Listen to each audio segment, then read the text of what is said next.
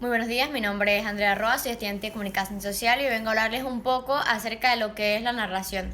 ¿Qué es la narración? La narración del latín se dice que es narrativo. Es un término que tiene tres grandes usos. En primer lugar, se trata de la acción y el efecto de narrar, contar o referir una historia, ya sea verídica o ficticia. Una narración es, por otra parte, un cuento o una novela. Y por último, existe la narración retórica, que refiere a hechos para el esclarecimiento de un asunto en particular y para facilitar los logros de los fines del orador. Julio Cáceres, en su diccionario ideológico de la lengua castellana, define el verbo narrar como contar, referir lo sucedido. Hablamos un poco sobre los tipos de narración. Conjuntamente con la periodística se debe considerar los diversos tipos de narración como los siguientes. Narración periodística, que se caracteriza por su contenido veraz y su finalidad es de informar cuando se comunique al público. Se trata de un periodismo informativo o de opinión donde el periodista tiene prohibido narrar o relatar hechos ficticios al público. El periodista en su efecto extrae su material de la realidad, no de la fantasía ni de la imaginación.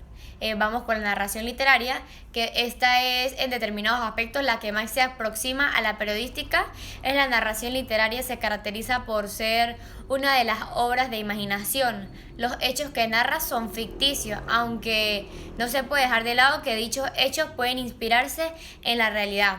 Este tipo de narración se diferencia de la periodística tanto en su contenido como en el carácter y la finalidad. Vamos con la narración histórica, que su nombre lo dice, se basa en narrar historias. En el acto de transmitir relatos usando palabras o imágenes, habitualmente mediante la improvisación y recurriendo a distintos adornos estilísticos. Narración histórica literaria es su expresión más cabal, es la novela histórica. Se debe distinguir de la narración histórica propiamente dicha no literaria. Esta se trata de algún subgénero literario. En esta de una obra fuera de la literatura, como Las lanzas coloradas de Arturo Uslar Pietri, nos muestra bajo una forma literaria un trozo de la historia venezolana de la independencia. Sus relatos son historia, no novela histórica.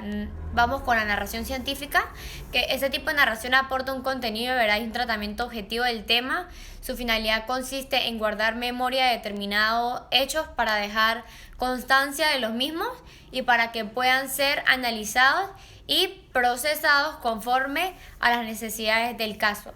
Dentro de este tipo de narración podemos mencionar el informe o el relato de reuniones de cualquier tipo, los diarios de debates que se llevan las sesiones parlamentarias, diversas muestras de narración jurídica de las que suelen hacer los juristas en sus informes, dictámenes y sentencias. Este tipo de narración, que suele llamarse científica, tiene interés para el periodista, pero más que todo como fuente de información. Vamos con la narración biográfica, que se trata de un subgénero de la narración histórica. Esta narra los acontecimientos de un conjunto sin centrarlos necesariamente en acciones individuales, sino más bien en los movimientos sociales. La biografía se construye en torno a la vida de un personaje, lo que interesa fundamentalmente es este tipo de narración, es que este tipo de narración tiene enorme relación con el periodismo, hasta el punto de que la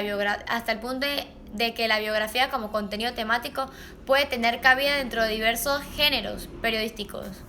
Lo mismo puede darse en efecto dentro del reportaje, el artículo o la crónica, incluso la noticia.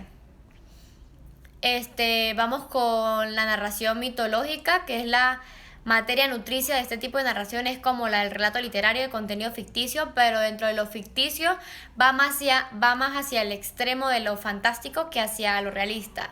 Dentro de este tipo de narración, lo fantástico es más bien instrumento para una interpretación especulativa de la realidad. El hombre cuya cultura se halla en el nivel de la mitología carece de instrumental científico que le permite una elucubración racional sobre la naturaleza y la vida misma, y entonces recurre a la fantasía para dar respuestas a las interrogantes que la naturaleza y la vida le plantean. Cuando hablamos acerca de elucubración, nos referimos a un pensamiento, reflexión o hipótesis. Ok, vamos con la narración folclórica. Se considera de carácter anónimo y elaboración popular y colectiva, que son elementos del folclore en general como manifestación cultural de un pueblo. El relato folclórico puede interesar al periodista, un tanto como ocurre en la narración mitológica, es decir, desde el punto de vista sociológico y antropológico principalmente. Vamos con los elementos de la narración. Dentro de la narración periodística podemos señalar 4 elementos, de los cuales los siguientes 3 que voy a mencionar son esenciales. Y el cuarto y último, aun cuando en determinados casos adquiere importancia primordial, de hecho puede faltar tales elementos. Son los personajes, la acción, el ambiente, y el cuarto es el diálogo. Los personajes: no hay sucesos periodísticos sin personas, sin estos, por lo tanto tampoco habrá narración periodística. El suceso periodístico es esencialmente humano e incluso social. Los personajes pueden ser comunes o personajes tipo, cuando hablamos de personajes común nos referimos a ese personaje que carece de relieve, que no se distingue entre los demás, tanto porque su vida previa al suceso ha sido irrelevante, como porque dentro del suceso mismo su actuación ha carecido de significación. Singularizante: es un personaje común y corriente con respecto a los personajes tipo, por lo contrario son aquellos que se destacan entre lo más común de las personas en virtud de sus actos y que dentro del suceso ha tenido una figuración relevante y singular. Puede tratarse de un personaje que recrea un tipo universal ya perfectamente plasmado en la historia o en la literatura, o bien de un personaje que crea su propio tipo. La acción puede plantear un conflicto, una consecuencia. El suceso puede resultar dramático. El conflicto consiste en el choque de determinados elementos que condiciona y aún puede determinar el comportamiento de las personas o de los personajes, de tal modo que dicho conflicto es desencadenante de la acción, pero no siempre la acción es conflictiva. Muchas veces la acción deriva del simple transcurrir de la vida, dentro del cual cada personaje desempeña su papel. Vamos con el ambiente. Este tercer elemento siempre está presente en el suceso, al igual que los 2 anteriores. Sin embargo, no siempre ha de estar presente en la narración. Es decir, mientras que el periodista no puede prescindir de los personajes y de la acción al narrar, el suceso, en cambio, en ciertos casos, sí puede prescindir el ambiente.